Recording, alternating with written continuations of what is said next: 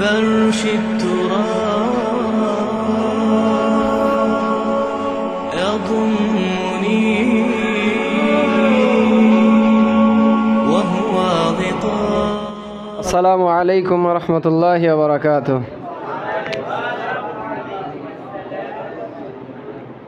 গত ক্লাসে আমরা এলেমের তাকসিম পড়ছিলাম যে এলেম যে আমাদের অর্জন হয় সেটা হয় মাধ্যম সহকারে অথবা মাধ্যম ছাড়া। মাধ্যম ছাড়া সেটা হলো ইলমে হুজুরি, মাধ্যম সহকারে সেটা হলো ইলমে হুসুলি। ইলমে হুজুরি শুধুমাত্র মানুষের নিজ সত্তার ব্যাপারে যে এলেম অর্জন হয়, ক্ষুধা, পিপাসা, ব্যথা, এগুলো বলা হয় ইলমে হুজুরি, অর্থাৎ কোনো মাধ্যমই লাগে না।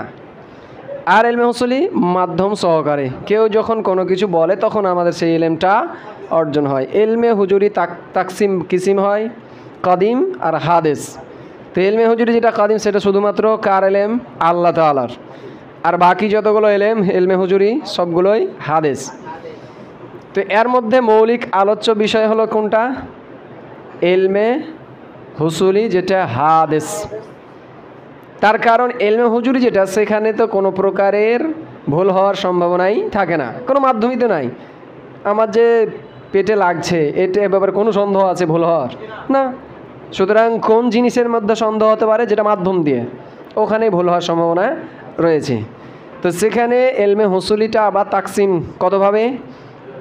দুইভাবে। কি? তাসাব্বুর আর তাসদিক। তাসাব্বুর হলো মুফরাদের ইলম, একক কোনো বিষয় সম্পর্কে জানা। আর তাসদিক হলো পুরো হুকুম, পুরো হুকুম। মানে মুফরাদ সম্পর্কে তো ইলম থাকবেই, কিন্তু ওই মুফরাদের উপর যে আর এক মুফরাদের কী রয়েছে, হুকুম রয়েছে, এই হুকুমটা জানা থাকবে। তো মুফরাদ যেটা তাসাব্বুর, সেখানে আবার কয় প্রকার? দুই প্রকার, বাদিহি আর নাজারি। অর্থাৎ সেটাকে জানার জন্য কোনো প্রকারের নজর মানে চিন্তা ভাবনা গবেষণার প্রয়োজনই নাই, সংজ্ঞা দেওয়ার প্রয়োজনই নাই, এমনিতেই জানা যায়। পানি কি, মাটি কি, গরম কি, ঠান্ডা কি, এগুলো অটোমেটিক, এটা ফেতরাতিগত জিনিস। আর নাজারি, যাকে সংজ্ঞায়িত করার প্রয়োজন রয়েছে, সংজ্ঞা ছাড়া জানা প্রয়োজন নয়, সম্ভব নয়। যেমন জিন কি, ফেরেশতা কি, নবী রাসূল কি, এগুলো কী করতে হবে আমাদের? তখন সংজ্ঞায়িত করতে হবে। কালেমা কি, কালাম কি, আমাদের কি প্রয়োজন? তখন সংজ্ঞা প্রয়োজন। অনুরূপভাবে তাসদিকও কয় প্রকার? দুই প্রকার, বাদিহি আর নাজারি। বাদিহি যেটা ফিতরাতি, ওখানে বলার দলিল দেওয়ার কোনো প্রয়োজনই নেই। আল আরদু তাহতানা, জমিন আমাদের নিচে, দলিল দেওয়ার প্রয়োজনই নাই, জমিন নিচেই থাকে। আসসামাউ ফাওকানা, আসমান আমাদের উপরে, দলিল দেওয়ার প্রয়োজনই নেই, এটা উপরে, আসমান উপরেই। কথা কি বুঝে গেছে? আর যেটা হলো নাজারি, সেখানে আমার কি প্রয়োজন?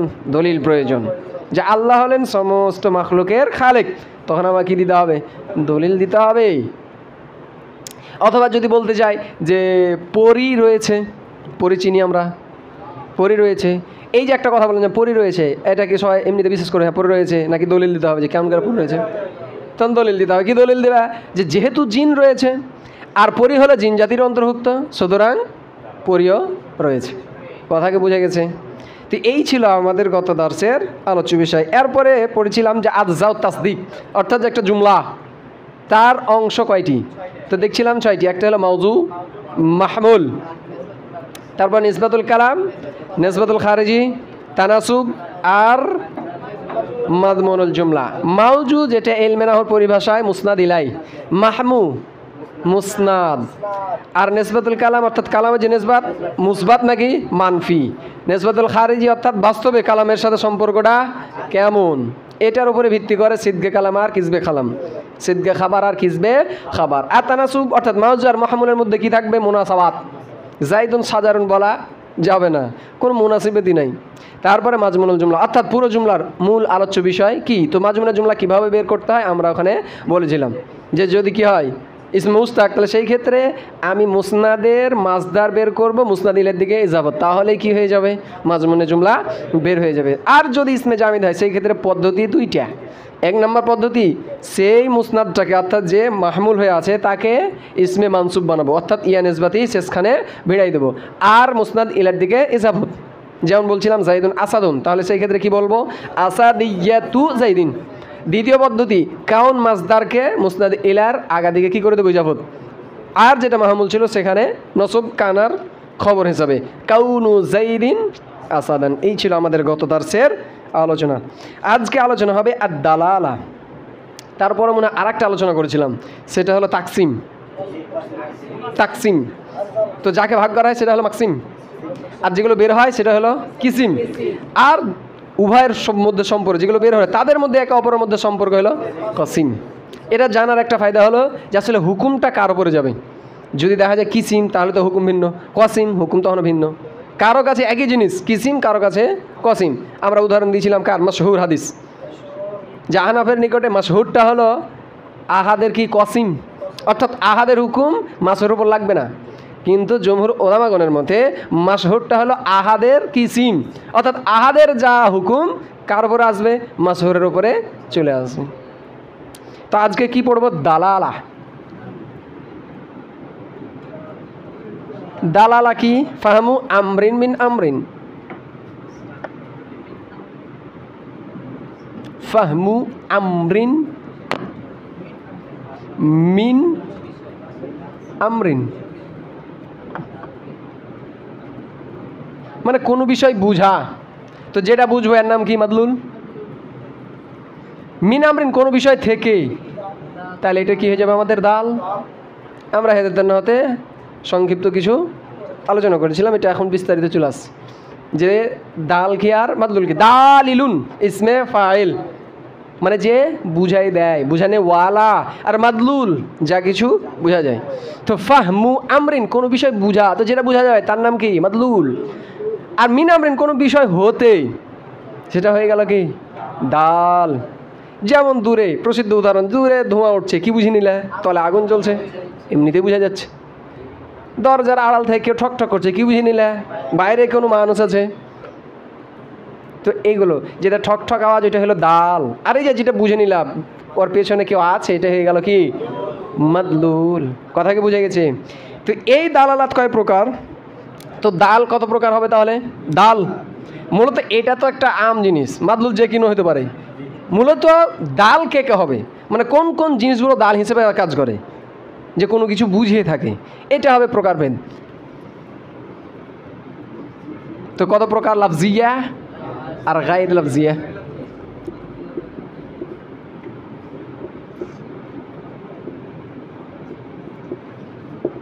লাফজিয়া অর্থাৎ শব্দ রয়েছে ওখানে, আর গায়র লাফজিয়া শব্দ নয়, তারপরেও কি করে, কোনো কিছু বুঝিয়ে থাকে। প্রত্যেকে আবার কয় প্রকার, 3 প্রকার।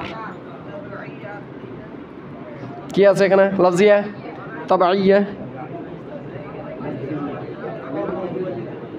তারপরে আকলিয়া আর ওয়াদাইয়া। এখানেও 3 প্রকার, তাবাইয়া,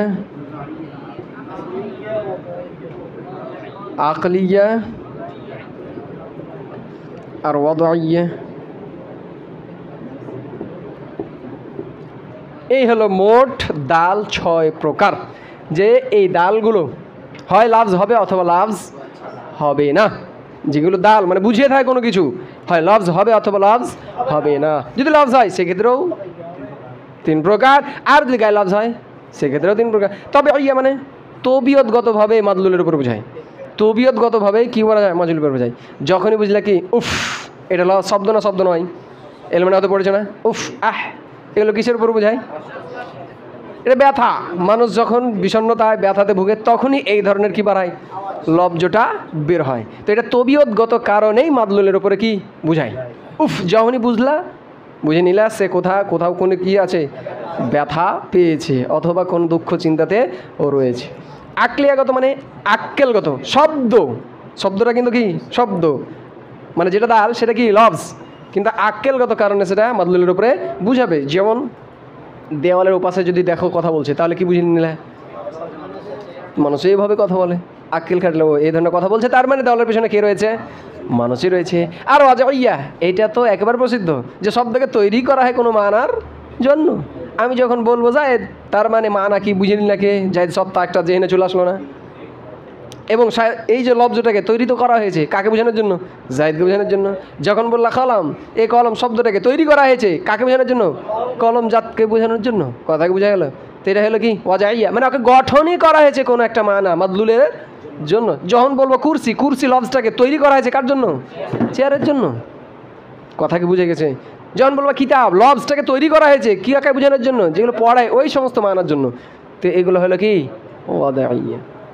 এবার আছে গায়ের লফজ, লফজ নয় কিন্তু তারপরও কোনো কিছুর উপরে বুঝায়, এটা তবিয়তগত কারণে বুঝায়, তবিয়তগত কারণে কথা বুঝায়। যেমন এইখান দিয়ে একবারে কি পড়ছে, ঘাম পড়ছে, কি বুঝলে, কি বুঝলে?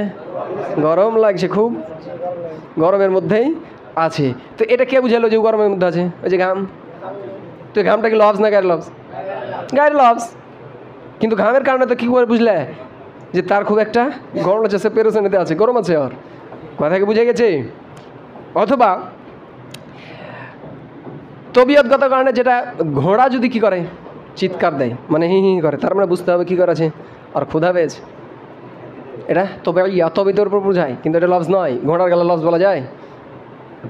লফজ, ঘোড়ার গেলে শব্দ লফজ। মায়াত আলাফাজ বিহিল ইনসান, লফজ কাকে বলে? যেগুলো মানুষ উচ্চারণ করে, তাহলে বাকিগুলো লফজ নয়। একটা হলো কি আক্কেলিয়া, লফজ নয় কিন্তু কি আক্কেল, আক্কেলগত কারণে কি করা যায়, বুঝা যায়। লফজ নয় কিন্তু আক্কেলগত কারণে বুঝা যায়। যেমন ধোঁয়া, তো উদাহরণ দিলামই, যে ধোঁয়া দেখলাম বুঝে নিলাম কি, তাহলে আগুন জ্বলছে। তো কে দাল, ধোঁয়াটা দাল, লফজ না গায়ের লফজ? আর এটা যে বুঝলাম আক্কেল খাটিয়া বুঝলাম না, আসলে তবিয়তের কারণে, তবিয়তের কারণে আক্কেল খাটালাম যে ধোঁয়া উঠছে, তার মানে তলে কি আছে, আগুন আছে। কথা কেউ ঢুকলো? আক্কেলগত কারণে। এই যে রোদ দেখতে পাচ্ছি, তার মানে আক্কেল কি বলে, সূর্য উঠে আছে, আকলিগত কারণে। তো এটা হলো কি, অথবা আমরা পৃথিবী দেখছি, তার মানে বুঝতে পারলাম যে আর পিছনে কে আছে, স্রষ্টা একজন আছে। তো এই যে স্রষ্টা একজন আছে, এটা কীভাবে বুঝলা? এই এত কিছু সুন্দরভাবে একটা যে নিজাম চলতেছে, তার কারণে বোঝা গেল যে এর পিছনে কি রয়েছে, একজন স্রষ্টা খালেক রয়েছে। এই যে আল বুঝা গেল, বুঝিয়ে দিল, কে এটা বুঝিয়ে দিল? এই যে সমস্ত জিনিস আদি। তো এগুলো লফজ না গায়ের লফজ? গায়ের লফজ। এবং এটা যে বুঝলে আক্কেল খাটিয়ে নাকি আসলে তবিয়তি দরবার, আক্কেল খাটিয়ে বুঝলে। এবার আছে গায়ের লফজ কিন্তু ওয়াদাইয়া, মানে লফজ নয় কিন্তু ওকে তৈরি করা হয়েছে কোনো কিছু বোঝানোর জন্য। কথা বুঝতে পারেনি মনে হয়। এবার সকাল 9টা 8:15 বাজছে, মায়ের দিলে ঢুন ঢুন ঢুন করে, কি বুঝলে? মানে আমার ক্লাসের টাইম হয়ে গেছে। এটা কে বুঝাইলো? ওই যে প্রথম যে ঢুনঢুনিটা দিল। তো লফজ না গায়ের লফজ? এবং ওকে তৈরি করা হয়েছে না হয়নি? এটা তৈরি করাই হয়েছে যে আসলে এই সময় যখন মারবে তখন কি করতে হবে, ক্লাসে আসতে হবে। আর 15 মিনিট পরে আবার এবার কি দিল, বেল। তখন কি বুঝলে, ক্লাসের টাইম শুরু। অথবা একবারে পালসার চালিয়ে চলে যাচ্ছ, সামনে রেড লাইট জ্বলছে, তার মানে কি করতে হবে, আমাকে ব্রেক করতে হবে। এটা কে বুঝাইলো? ওই যে লাল লাইট। তো লাল লাইটকে কি করা হয়েছে, তৈরি করা হয়েছে না হয়নি? কেন? যে সিগন্যাল এখন কি করতে হবে, আমাকে ব্রেক করতে হবে, থামতে হবে। ট্রেন চলছে আর সামনে লাল পতাকা ঝুলাই দিছে, ট্রেন কি করবে এখন? তো এই যে লাল পতাকা, এই যে একটা তৈরি করলো, এটা ওয়াজাইয়া না? হ্যাঁ, লাল পতাকা হলে ট্রেন কি করবে, থেমে যাবে। তো এগুলো কি করা, ওয়াজাইয়া। কিন্তু লফজ না গায়ের লফজ? সবগুলোই গায়ের লফজ। এখন এর যে 6 প্রকারের মধ্যে আলোচ্য বিষয় কোনটা?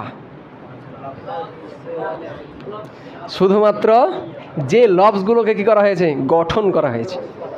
যে লফজগুলোকে কি করা, যেটা গায়ের লফজ, ওগুলো তো আলোচনার বিষয়ই না। এর মধ্যে আবার কি থাকলো, তাহলে লফজগুলো থাকলো, লফজগুলো তবিয়ত আর আকল, এগুলো তো আকল খাটিয়ে বলা হয়।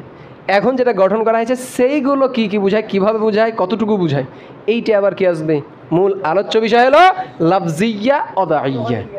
লফজিয়া ওয়াদাইয়া। এবার লফজিয়া ওয়াদাইয়া আবার কয় প্রকার?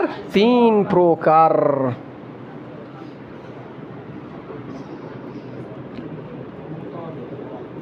মুতাবাকা,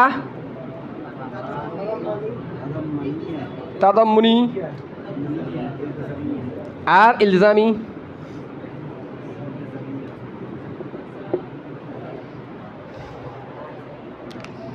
মুতাবাকা, তাদাম্মুনি আর ইলজামি। মুতাবাকা হলো লফজ যে মানার জন্য গঠন করা হয়েছে, যে মানাটাকে আদায় করার জন্য গঠন করা হয়েছে, পুরো মানাটাই কি করবে, দিবে।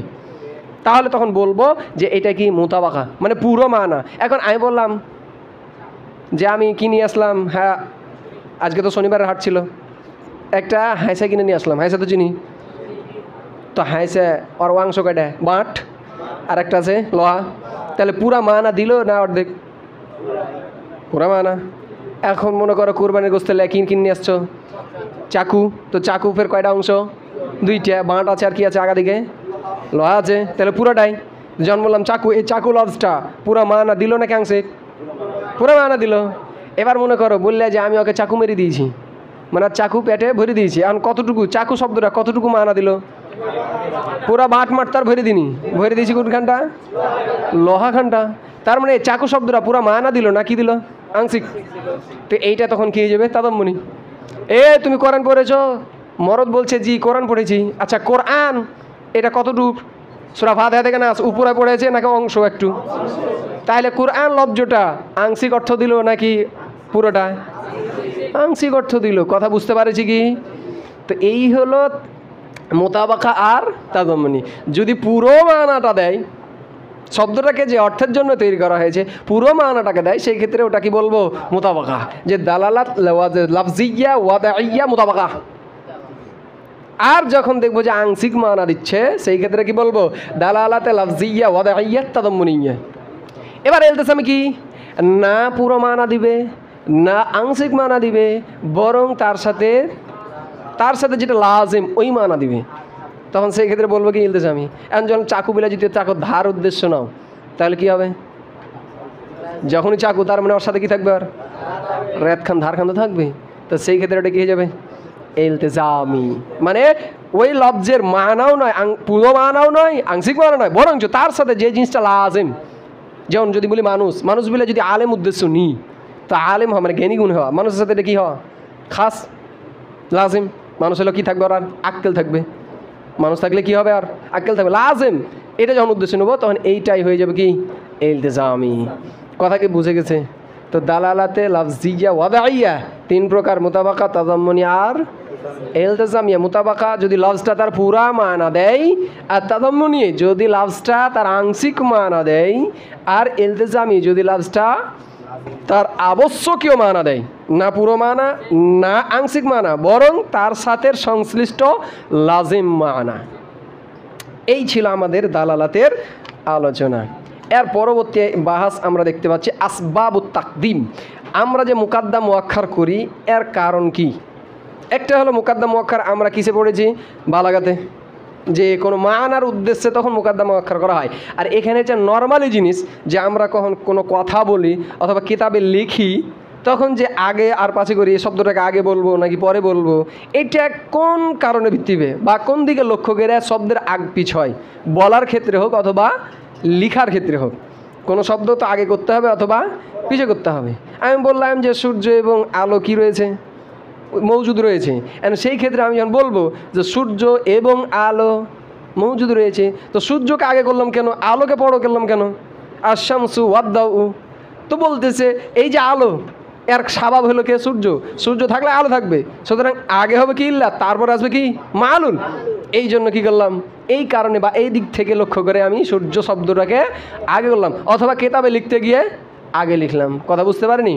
তো এই যে যেই সমস্ত কারণের ভিত্তিতে বা যে সমস্ত দিক লক্ষ্য করে কোনো শব্দ আগে হয় পিছে হয়, সেগুলো কয়টা আছে? দেখা আছে 5টি। একটা হচ্ছে ইল্লিয়া, মানে ইল্লত আর মালুল, বা যেটাকে বলি সাবাব আর মুসাব্বাব। যেমন বললাম কি, উদাহরণ দিলাম আশ-শামসু ওয়াদ-দাউ মাওজুদানি। তা আগে কেন শামসকে বললাম? তো বলছে শামস হলো জওয়ের জন্য কি ইল্লাত, শামস থাকবে তো জউন আলো থাকবে, তাই ইল্লাত আগে আর মালুল কি পরে। এই জন্য আগে কাকে করলাম? আশ-শামসু শব্দটাই করলাম। আর একটা তবে ইয়া, মানে ফেতরাতিগতভাবেও আগে, এই জন্য তাকে আগেই বললাম। আমি যখন গণনা করি 10, 15, 20 এক এগারো গণনা করি না, 1, 2, 3, 4 করে গণনা করি। তো এক আগে কেন বললাম? বলছে ফেতরাতিগতভাবে এক আগেই আছে, ফেতরাতিগতভাবে সে আগেই আছে, এই জন্য 1, 2, 3, 4, 5, 6 আদাদুন। কথা কি বুঝে গেছে? তো এই হলো তবে ইয়া। আর জামানিয়া মানে সময়, অর্থাৎ আমি বললাম আল আব ওয়াল ইবন। আবকে কেন আগে বললাম? বলছে বাপের আগে, ব্যাটার আগে বাপই হয়, ব্যাটার আগে হয়। কার বয়স বেশি?